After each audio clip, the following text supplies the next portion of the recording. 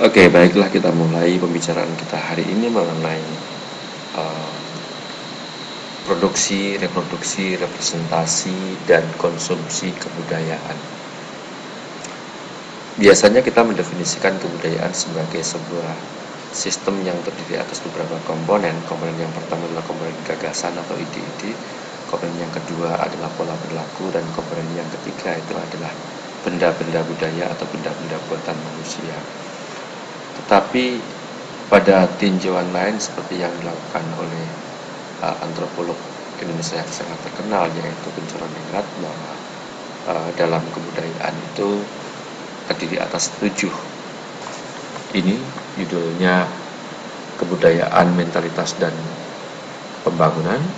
Di sini disebutkan bahwa unsur-unsur kebudayaan yang universal itu terdiri atas 7. Yang pertama adalah sistem teknologi, yang kedua sistem mata pencaharian, yang ketiga sistem kemasyarakatan, keempat bahasa sebagai sebuah sistem simbol untuk berkomunikasi, kemudian sistem pengetahuan, sistem keyakinan atau religi, dan yang terakhir adalah kesenian. Nah, kemudian akhirnya masyarakat lebih banyak melihat kebudayaan itu sebagai kesenian dalam berbagai bentuknya, yang diolah dari bahan-bahan yang ada. Misalnya kalau itu bunyi berarti terdiri atas ada seni suara, ada seni musik ya. Kemudian kalau itu bentuk dan warna, kita mengenal yang namanya seni lukis.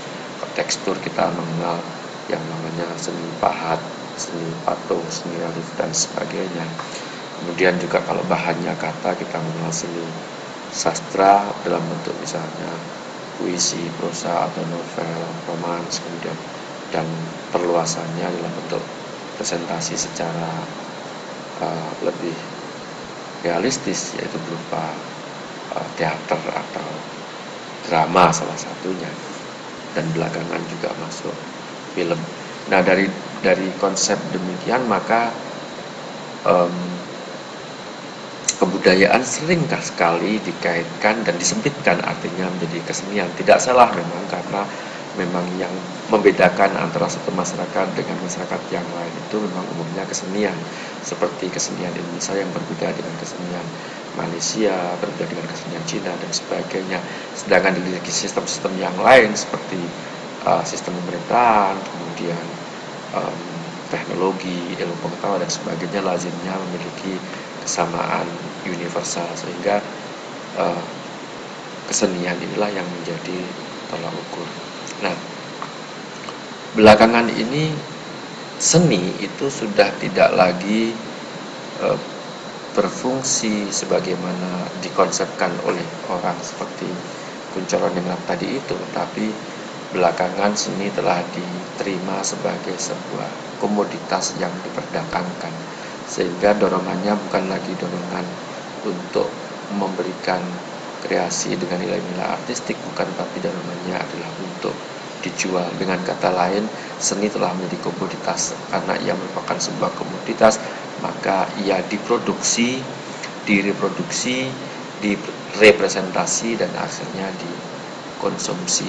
Nah, sehingga pembicaraan kita pada kali ini adalah bagaimana diri kita, diri orang lain, masyarakat kita direpresentasikan oleh berbagai produk kesenian. Nah, berkenaan dengan itu, maka sekarang ini berkembang istilah yang disebut dengan istilah kebudayaan populer atau kesenian populer. Sehingga pembedaannya ada yang bertolak dari lawan dari populer itu klasik. Nah, kalau klasik itu maunya itu kan lestari, maunya abadi, maunya selamanya. Nah, kemudian ini dikaitkan dengan kerajaan, sehingga klasik itu sifatnya aristokrat, dekat dengan kebangsawanan, kemudian diharapkan bisa lestari.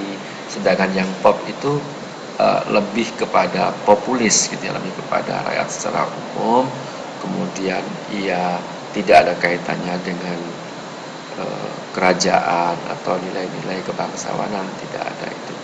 Dan dibuat bukan untuk apa-apa, melainkan untuk mengglobal. Jadi bagi budaya pop itu tidak penting apakah uh, tetap bertahan atau tidak penting, karena yang penting itu mendunia.